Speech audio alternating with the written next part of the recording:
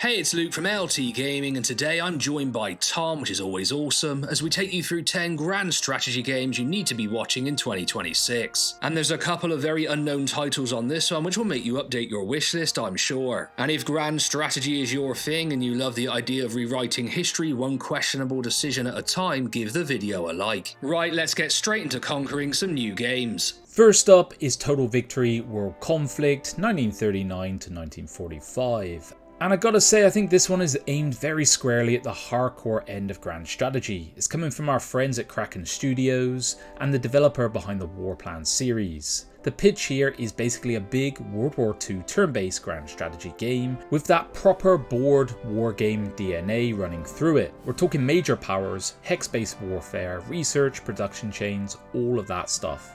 And in terms of latest developments, this one has moved beyond just being an interesting idea to some very concrete steps such as a demo. The full release is slated for the 1st of September this year, so it is coming up in the near future.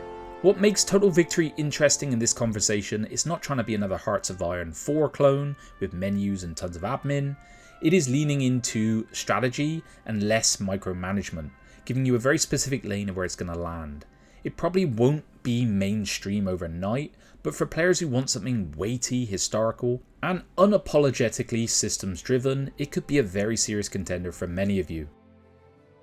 Restitutor Empire Restored is a more unknown pick that we wanted to include to start bringing it onto your radar, because this looks like a really interesting twist on grand strategy. Set after the death of Commodus in 192 AD, the game has you leading one fractured Roman province and trying to restore the empire through diplomacy, statecraft, technology, alliances, covert actions, and carefully managed warfare. What helps it stand out is that it's deliberately built around high-level decision-making rather than endless micromanagement. There's a game called Stellar Monarch 2, which is like a Space 4X that does this really well. Wars in this one will be resolved through preparation and planning instead of manual battles, and even a legacy system that carries progress from one run to the next. It's all looking pretty promising here. This one is worth watching because it's a smaller project with a very clear identity. These sorts of indie developers deserve your support. I mean, even wishlisting can help. It is planned for 2026 and the developer has stated it will go into early access with more content and features planned during roughly a year of development. Stick it on your wishlist and keep an eye on it, that's my recommendation. Now, Gilded Destiny is one of the most intriguing grand strategy projects in the pipeline for some time now, tackling the industrial age rather than the usual medieval or World War framing, and this could be a challenger to the Victoria series. It's pretty ambitious. You lead a nation from the 19th century into the early 20th. You manage all the things you'd expect from diplomacy, industrialization, warfare, culture, migration, just a huge amount, over 1 million hexes. Yes, 1 million. In terms of the latest developments, Aquila Interactive are extremely communicative, and they've been showing progress on things like map modes, political parties, rebellion systems, AI improvements, which is a big one, and I think it's feeling like a major contender to upset this industrial space, which, let's be honest, is only dominated pretty much by the Victoria series.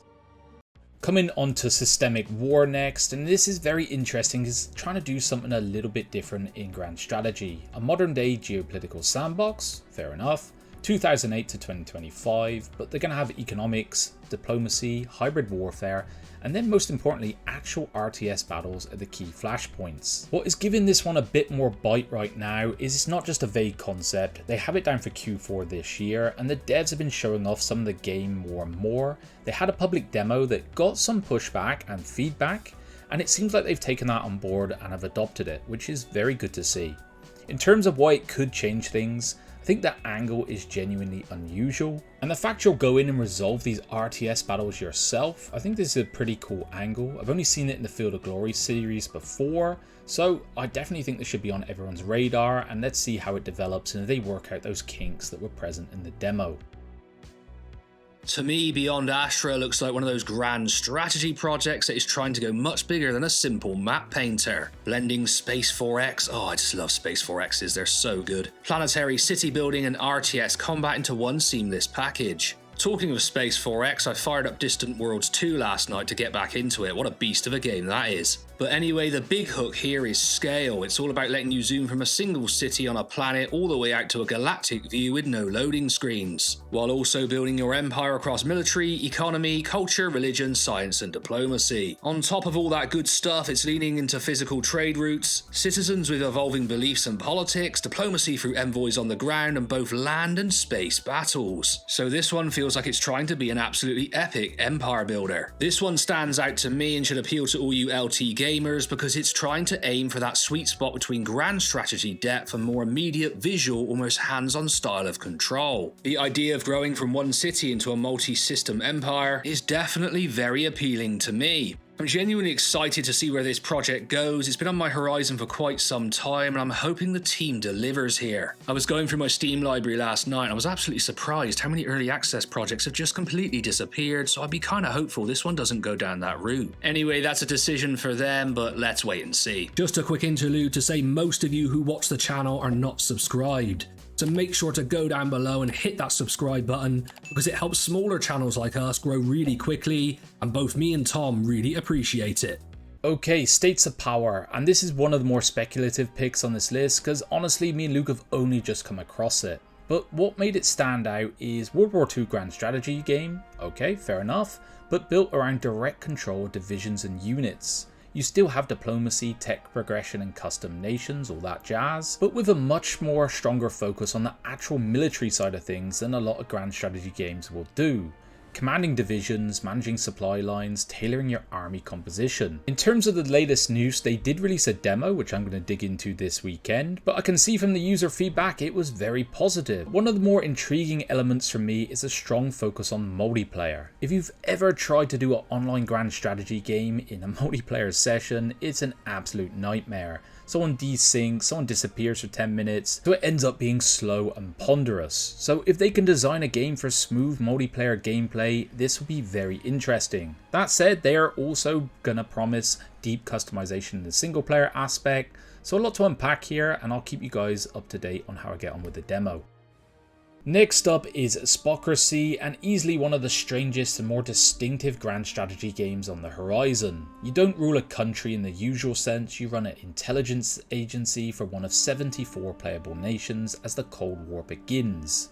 So think about agents, propaganda, coups, proxy wars, all the political manipulations you're going to need to reshape the world from the shadows. It's still very much in the grand strategy camp, but from a different angle. What really interests us with this one is the active development. There's been a very steady stream of developer diaries, which I really appreciate, covering things like mods, more about the map, and even this special where they showcase bugs and oddities from the development cycle, which is very nice to see, a very human side of things. And honestly, I think this game could be a game changer in terms of grand strategy. Hooded Horse are part of the lineup here, so I think they're actually going to deliver on the premise that they have, and I think it can genuinely carve out a fresh lane for this genre.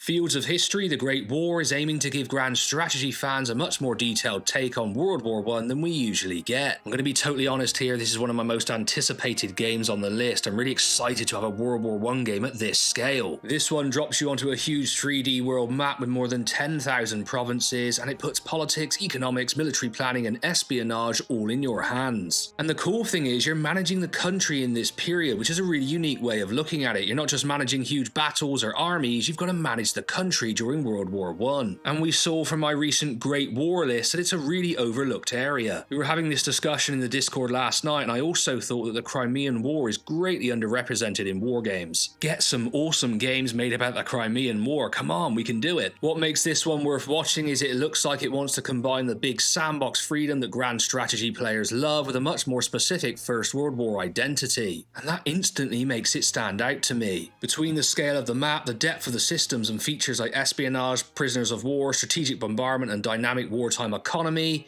this feels like the kind of project that could really click if it all comes together. Published by our friends over at Microprose, so definitely one to wishlist. Alright, so we got to do the big flashy name for this list. It is Total War Warhammer 40k, and it has the potential to be absolutely massive, let's be honest.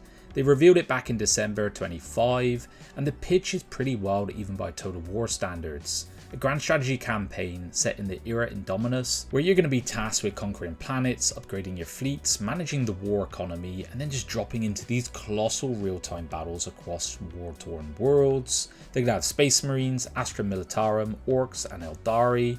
I'm loving the sound of this one.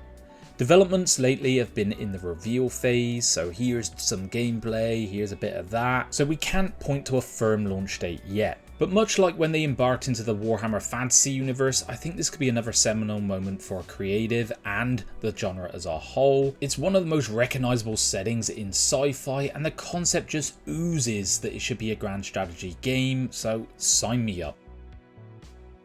Carthage Bellum Punicum is trying to give us a much more grounded and battle-focused take on ancient grand strategy, dropping you into the Second Punic War and letting you fight for supremacy across the Mediterranean. This game is one I'm really excited about, and it leans into real-time campaign decisions and detailed battlefield simulation, with unique aspects like individually rendered soldiers, dynamic borders, supply lines, messenger-based command delays, and a big emphasis on morale, terrain, weather, and formation tactics. This one has an incredibly strong identity, and it's definitely worth watching. I mean, the last video we did on it was absolutely stellar and everyone loved the look of it. A lot of strategy games have touched on this era, but not that many seem to focus on the actual military drama of the Punic Wars. That command delay system I think will be fun, the supply mechanics and all the historically distinct factions all make it sound like a game that could really land with players who want something deeper and more authentic than a straightforward conquest sandbox. They are still targeting 2026, so it would be great to get our hands on a game like this